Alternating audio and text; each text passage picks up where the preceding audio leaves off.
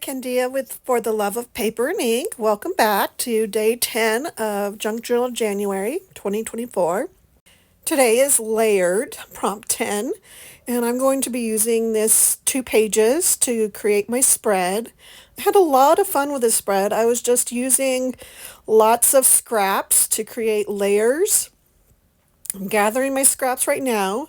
So you can see I have just book pages, printables, some file folder that I embossed, put through an embossing folder. So I'm just going to use all these things.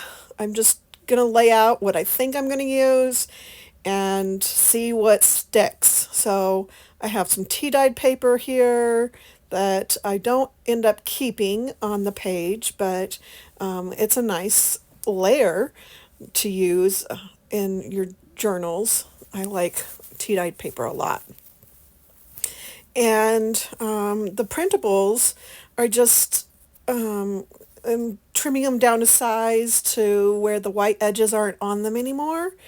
And this one I don't end up particularly using either because I want things to with dark text on them to be able to see through, because I'm going to add some tissue paper on top that I printed on, some not tissue paper, I'm sorry, rather tracing paper that I've printed on. So I think I'm going to use this plain white tracing paper that I have down here, but then I changed my mind and I use this printed on tracing paper that I have.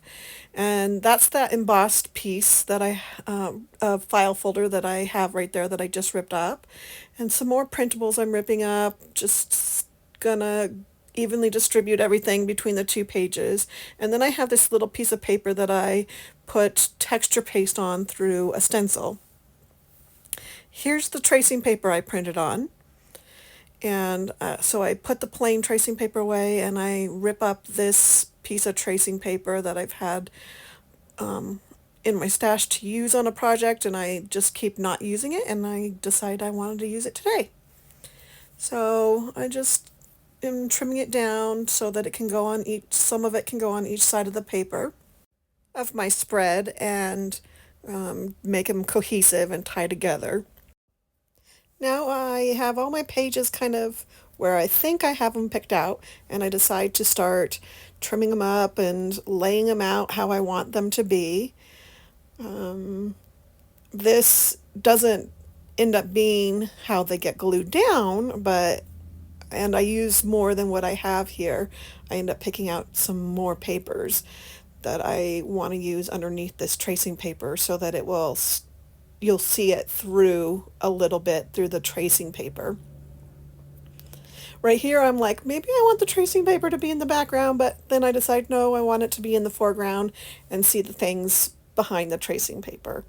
So I just keep fiddling till I get what I want. And I have this old ledger paper that I decide to use on this side of the spread, and because it has nice dark writing that you can kind of see through the tracing paper. So I kind of fiddle around, lay it all out, and then I go about with inking the pages all up. So I like the way it turned out. It definitely doesn't turn out the way I am laying it out here as I'm planning it and thinking about it. It just all kinds of, as I'm going, just works itself out into a way that I really liked.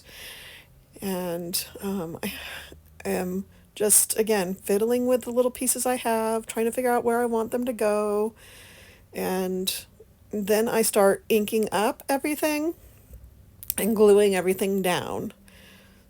So I couldn't find my blending brush, so I just inked up with my inking pad, and then here I start gluing everything down, and I am in the middle of gluing stuff down here, and I decide I want that tracing paper to be a little bit smaller. So I rip it down, get it and the rest of the pieces glued down. Then I'm going to add washi tape. I have this washi tape that has little plus signs on it that are like marking, but I don't have to do the marking. It does the marking for me, like people would with a pen, but I like the washi tape that way. Then I want to use this rub-on that I think is from Prima, but I don't quite remember. I can't find the packaging.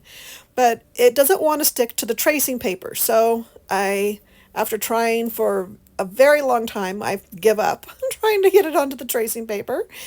And I then decide to do some stamping with paint and bubble wrap. So I'm just dabbing the bubble wrap into the paint and then stamping it onto my page to give another layer, another look, another dimension to it. Then I have this little Tim Holtz index card that I want to use as a focal point on the page with the birds.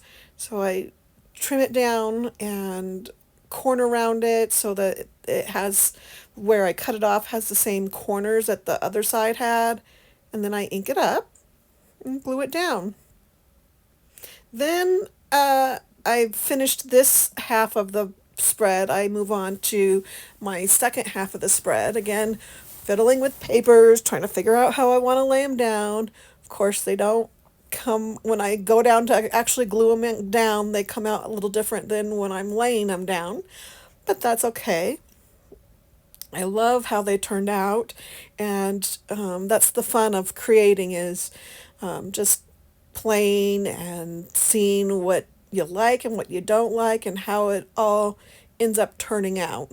So I have these printables here that I'm going to layer with that book page, and I'm going to ink all around them and then glue them all down.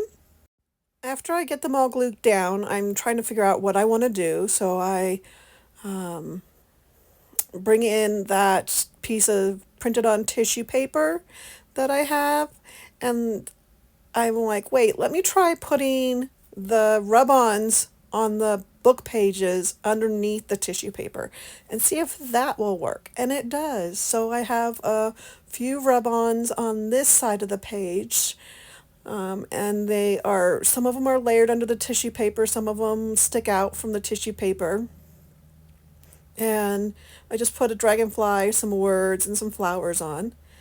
Then I trying to figure out how I want the tissue paper to lay and where I want it to be, and how much I'm going to cover up some of the rub-ons. And I decided to just do a small spot there in the bottom corner, and it just kind of covers the flower rub-on a little bit. Then I have these two pieces that I used on the other side of the page, the embossed and the stenciled book page, that I want to incorporate on this side of the spread as well. So I figure out where I want them, ink them up, glue them down, and I wanted to add some of that paint on this side of the spread too. So I pull it back out and dot it around the page. And then the other half of that page, Tim Holtz paper I cut off, I want to add onto this page as well as some washi tape that I added on the other side of the page. So I'm just layering up, adding to the effects of the page, and that is what I did for my spread today, 1/10/24 for the 10th prompt of Layered. And I had a lot of fun creating this page. My fingers got all painted and inky. It was a great time. So I'll see you tomorrow for page 11.